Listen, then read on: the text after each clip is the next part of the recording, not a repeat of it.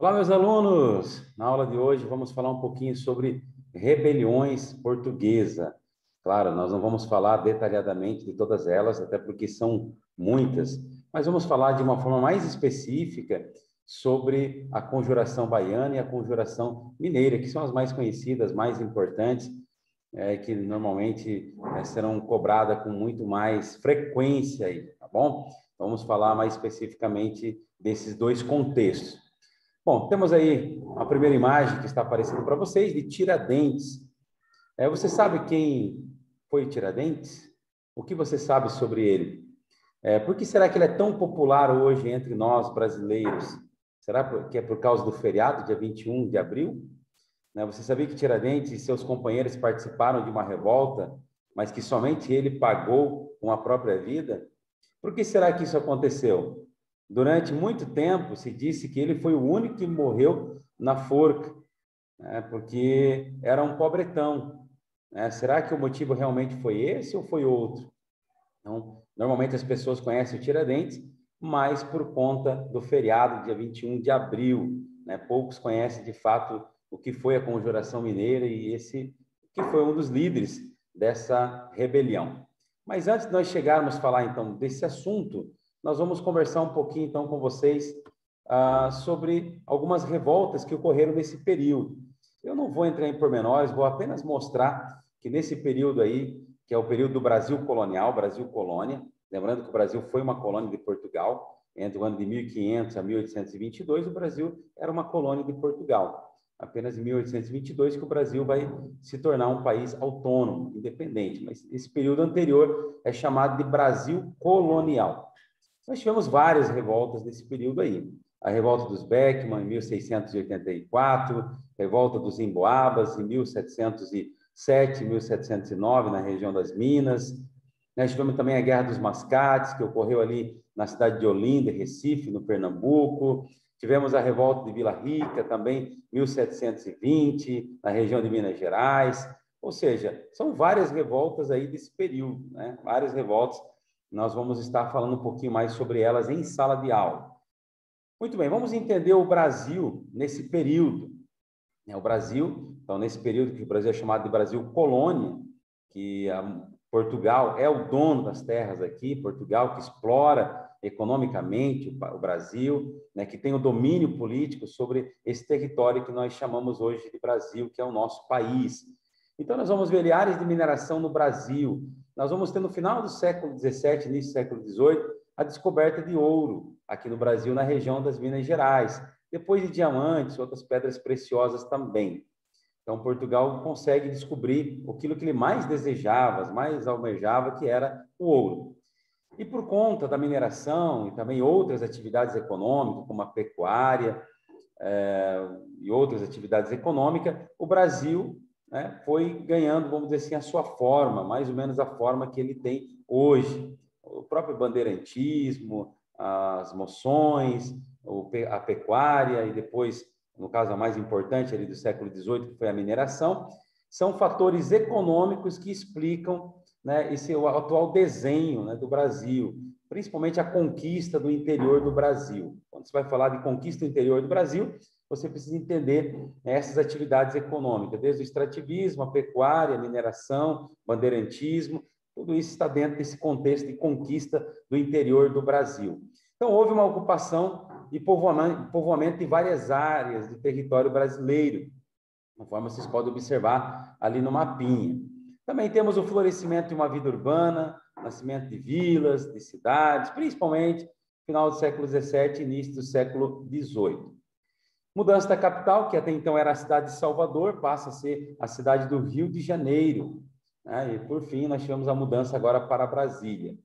Esse crescimento interno, crescimento de cidade, de vila, surgimento, essa urbanização que começa a ocorrer no país, também acaba gerando ou criando um intenso comércio interno, tá? Começa a ocorrer um comércio local, isso muito importante aqui para o país.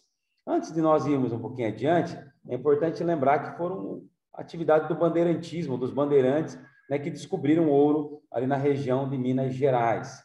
Tá? Lembrando, no final do século XVII, início do século XVIII. Muito bem. Vamos falar então agora propriamente da Conjuração Mineira, que ocorreu em 1789, justamente no mesmo ano em que está ocorrendo a Revolução Francesa, essa que nós estudamos, acabamos de estudar. Vamos entender um pouquinho sobre a Conjuração Mineira, né? Quais foram os motivos, né? O que levou a essa conjuração, né? Quais foram as razões que levaram a essas mudanças, né? A essa revolta que acontece justamente nesse período. Então, nós temos a data ali, 1789. Então, a partir de 1760, as jazidas de ouro começaram a se esgotar. Naturalmente, são recursos minerais que vão se esgotando com o tempo. Além disso, o governo português continuou cobrando pesados impostos, né? Fazendo proibições, impedindo a instalação de indústria aqui no Brasil. E com essa política agressiva, ele empobrecia a população da colônia, aumentando o medo e a insegurança.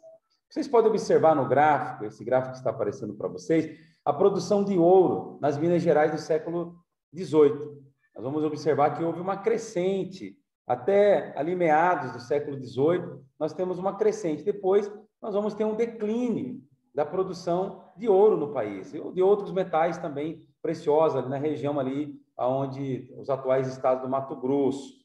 Então, assim, há um declínio. E em 1788, quando o novo governador foi enviado de Portugal para a região das Minas, ele anunciou que ocorreria uma derrama. O que é uma derrama? Era uma cobrança forçada de impostos.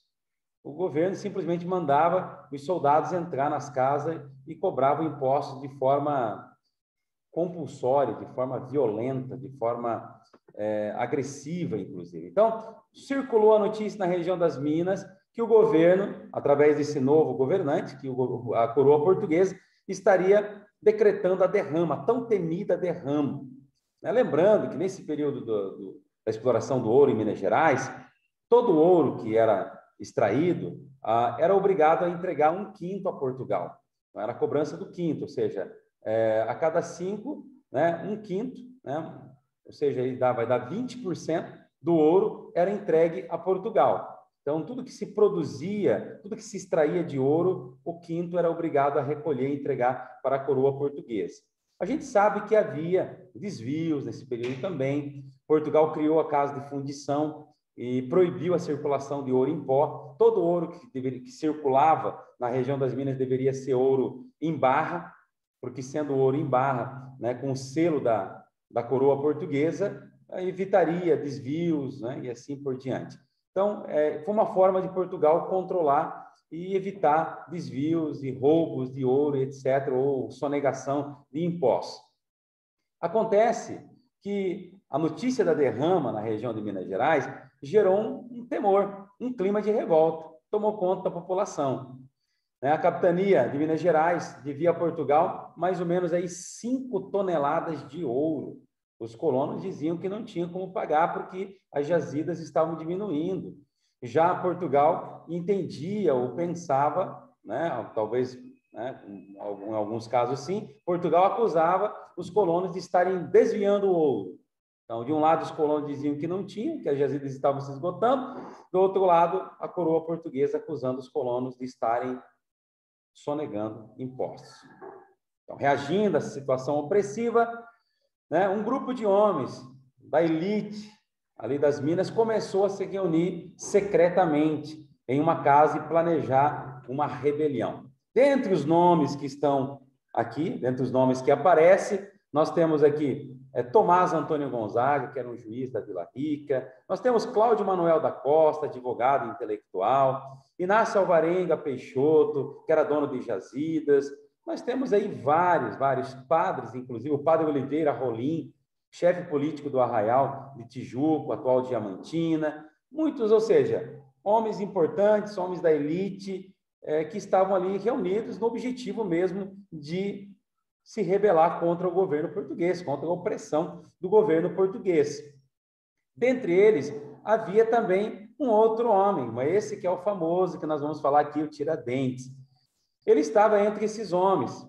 Ele tinha sido dentista, por isso o nome Tiradentes, um dentista prático, ou seja, não tinha uma formação, mas exercia o ofício. Também foi tropeiro, foi garimpeiro e aos 30 anos conseguiu o cargo ali de alferes, que equivale hoje a um tenente. O nome dele, na verdade, é Joaquim José da Silva Xavier, né, mais conhecido então como Tiradentes. No século XIX, os republicanos vão tomar ele como uma figura heróica, vão construir uma imagem de heroicidade em torno de Tiradentes. Acontece que eles começam a se reunir, começam a se juntar. O objetivo dos conjurados, eles defendiam ali a independência da região das Minas, né? Defendiam a independência de Minas Gerais, apenas daquela região, não era de todo o país, mas já era um movimento que iniciava, além das outras revoltas que nós não chegamos a comentar, era um movimento que já demonstrava uma insatisfação entre a população aqui do Brasil e o desejo por uma independência. Então, eles queriam declarar a independência das Minas Gerais, criar também ali uma capital, né? Colocar uma capital, que era a cidade de São João del Rei, e também fundar ali uma universidade, uma faculdade na região ali de Vila Rica, criar uma casa de moeda, controlar a emissão de dinheiro, né? Colocaram, inclusive, criaram uma bandeira, a bandeira estava escrito liberdade, ainda que tardia. Essa era a bandeira dos conjurados. Parte dos conjurados era movido por ideias iluministas, inclusive, com o objetivo de suspensão da derrama, de suspensão dessa cobrança forçada de impostos. Eles divergiam também entre si, por exemplo, em relação à escravidão. Lembrando que o Brasil ainda era muito escravista, a escravidão vai terminar quase um século depois, ou mais de um século depois. Eram favoráveis, então, alguns à continuidade da escravidão, né? Alguns ali defendiam, a maioria deles, né? Mas haviam também aqueles que defendiam a abolição entre eles. Então, nós temos ali a formação. Denúncia, prisão e sentença. O que vai ocorrer?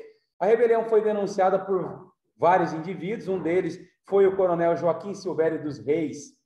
Esse foi o primeiro a fazer uma delação premiada. Ele vai fazer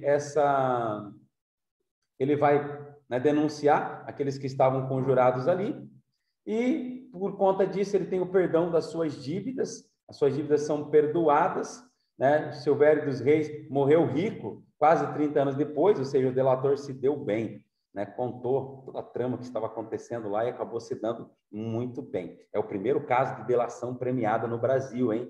Joaquim Silvério dos Reis, ou Silvério dos Reis, né? Ainda se deu muito bem, ficou rico ainda. Ele que vai ser o cara que vai delatar, que vai contar tudo o que está acontecendo, vai contar sobre os conjurados, os objetivos dos conjurados, etc. e tal. Da sua parte, o governador suspendeu a derrama, então houve a suspensão da derrama, e aí houve a prisão de todos eles aí, do Tiradentes, inclusive, os demais conjurados foram presos.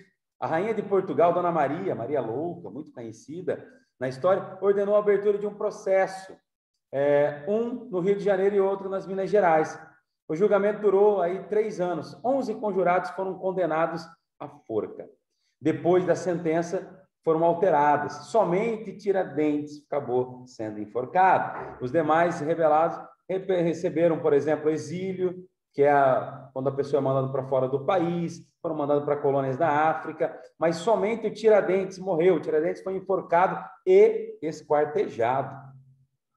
E as partes do seu corpo foram espalhadas ali no caminho que ligava Rio de Janeiro à cidade de Minas Gerais. Pegaram pedaços dele e foram colocando no caminho do Rio de Janeiro, a capital, até Minas Gerais, para dizer assim, ó, isso vai acontecer com quem se rebelar contra a coroa portuguesa, para vocês terem uma ideia. Então, essa foi a conjuração mineira, reunido principalmente por elite, né, por grupos de elite, que queriam a independência das Minas, influenciado por ideias iluministas, eram homens importantes que queriam a suspensão da derrama, também, né, queriam a independência ali daquela região, e vários líderes, mas só um pagou o preço, só um pagou o pato.